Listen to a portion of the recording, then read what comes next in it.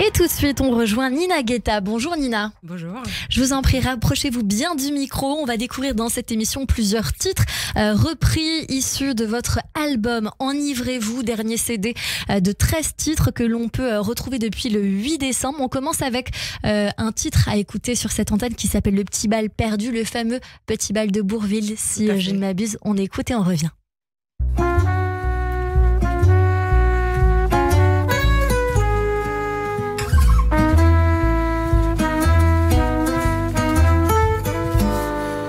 C'était tout juste après la guerre, dans un petit bal qu'avait souffert. Sur une piste de misère, y en avait deux à découvert. Parmi les gravats, ils dansaient dans ce petit bal qui s'appelait.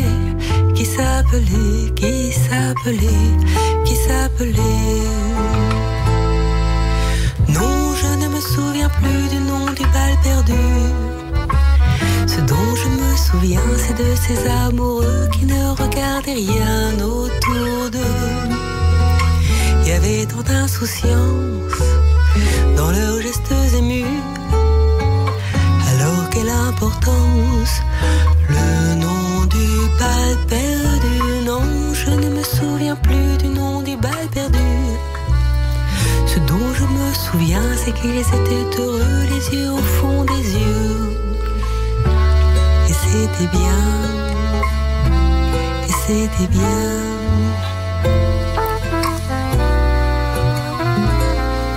Ils buvaient dans le même verre, toujours sans se quitter des yeux.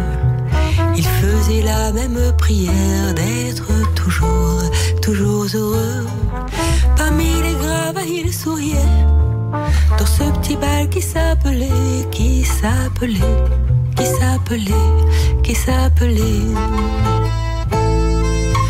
Non, je ne me souviens plus du nom du bal perdu. Ce dont je me souviens, c'est de ces amoureux qui ne regardaient rien autour d'eux.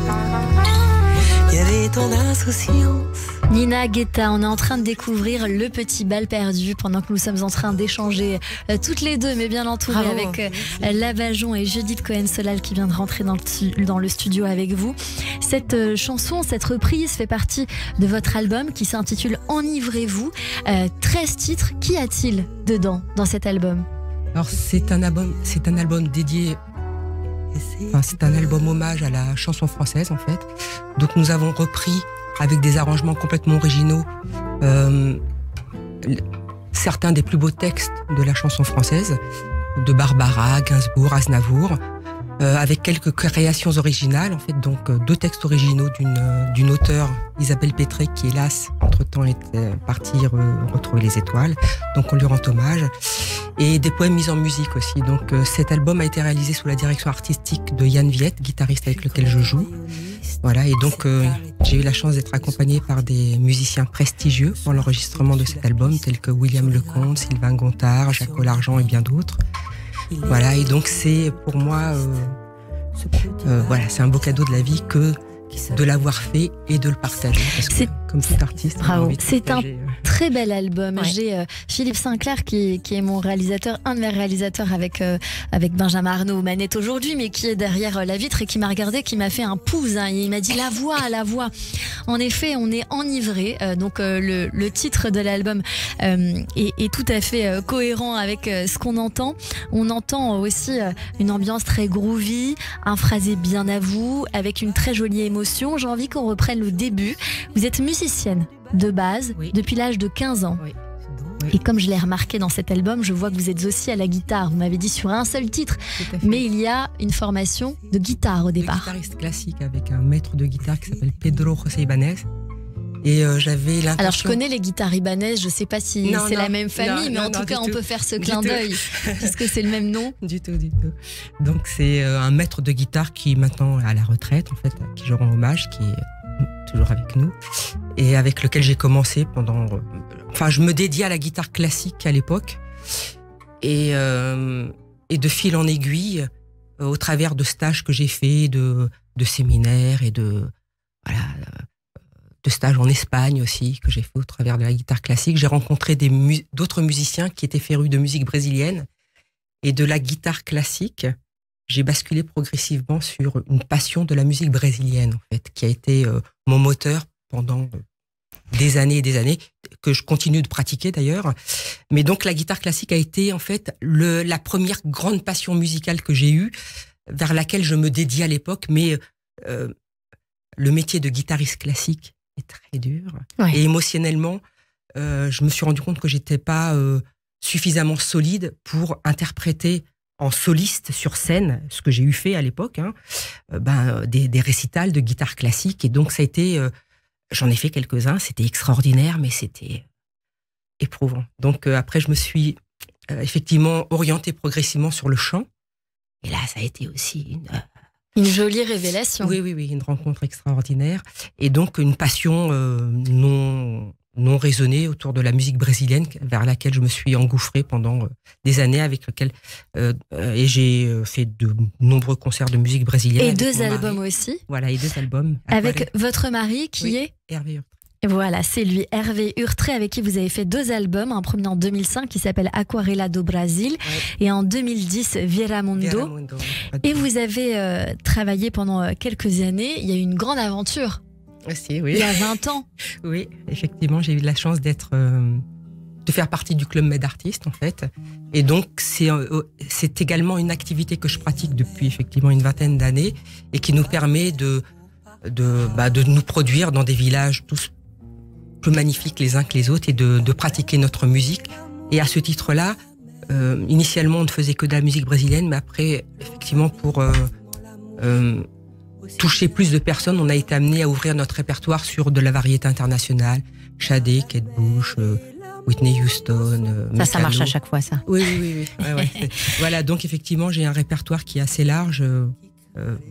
Voilà, c'est un cheminement qui m'a permis de découvrir pas mal d'autres aventures musicales. Et depuis 5-6 ans, vous élaborez avec le guitariste qui vous suit sur cet album, Yann Viette, un répertoire centré sur la chanson française, avec donc des auteurs tels que Barbara, Aznavour, Gainsbourg, Salvador, mais aussi des compositions originales et des poèmes donc, que vous avez mis en musique sur cet album-là. Et c'est en complément de votre registre brésilien, et ça a donné donc naissance à ce tout nouvel album. On va écouter Aphilis.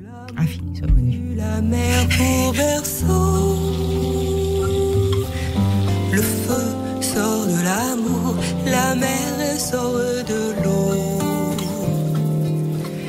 Mais l'eau contre ce feu ne peut fournir des armes. Si l'eau pouvait éteindre un brasier amoureux, ton amour qui me brûle est si fort douloureux que j'eusse éteint son feu de la mer de mes larmes.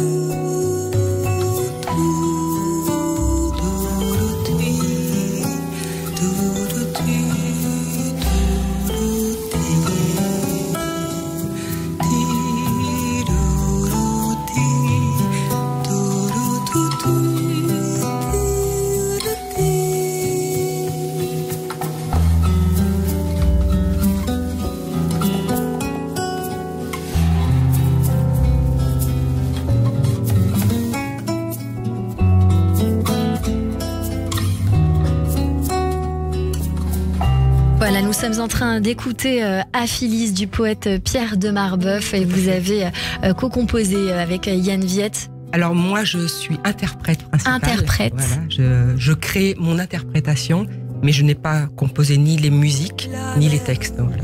Mais par contre, effectivement, j'ai mis ma façon de vivre la musique et de la retransmettre. Il y a une autre chanson qui s'intitule « J'ai les yeux qui ne voient plus très clair » d'Isabelle Pétré. Racontez-nous ça, cette création. Donc c'est un texte qu'elle m'a confié en fait avant de partir, hélas. Et donc c'est c'est une histoire d'amour en fait, de séparation qui touche chacun de nous, qui avons tous vécu des histoires amoureuses qui sont mal terminées, mais les mots qu'elle a utilisés pour traduire cette rencontre et cette séparation, c'était tout simplement magnifique. Et la musique qui a été créée pour ce poème, a été complètement en phase avec l'émotion qu'on pouvait ressentir des mots sur ce poème. Et donc elle a été de son vivant, elle a eu connaissance de la musique et elle était complètement en phase avec ce qu'elle voulait traduire. Et donc voilà, ça a été un grand plaisir. Il y a un autre titre aussi écrit par elle qui s'appelle Bord de mer. Vous reprenez également d'autres chansons comme Hier encore, d'autres titres sur cet album, Les Feuilles Mortes aussi. Oui. Cet album Enivrez-vous de Nina Guetta, disponible depuis le 8 décembre, qu'on peut retrouver sur toutes les plateformes, dans les bacs des disquaires, et disponible pour toute commande sur votre site bfan.link/enivrez-vous. Là, c'est le site du producteur, du distributeur. Où on peut retrouver cet album-là sur votre site ninaguetta.fr, et pour vous retrouver également Facebook nina.guetta.officiel. Sur Instagram, c'est Guetta Nina, et sur YouTube, c'est Nina Guetta 1736 pour être extrêmement précise. Vous serez en concert le 20 janvier prochain. Ce sera au Théâtre de l'Abbaye à Saint-Maur-des-Fossés. Et le 22 mars prochain à l'espace Lucie Aubrac à Montmorency. Pour vous suivre, je recommande à nos auditeurs de venir sur vos réseaux sociaux, parce que fort à parier que d'autres dates viendront s'ajouter dans les prochains jours, prochaines semaines.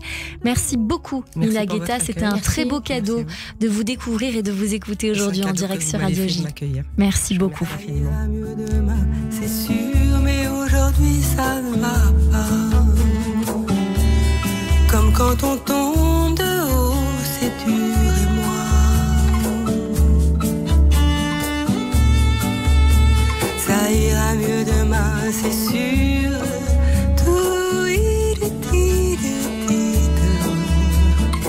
Ça ira mieux demain, c'est sûr.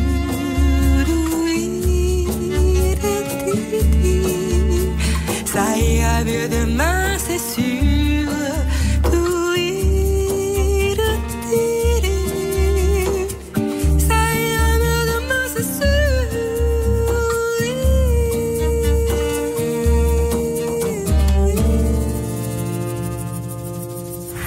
Radio J. 15h, 16h30, Cyrielle Sarah Cohen.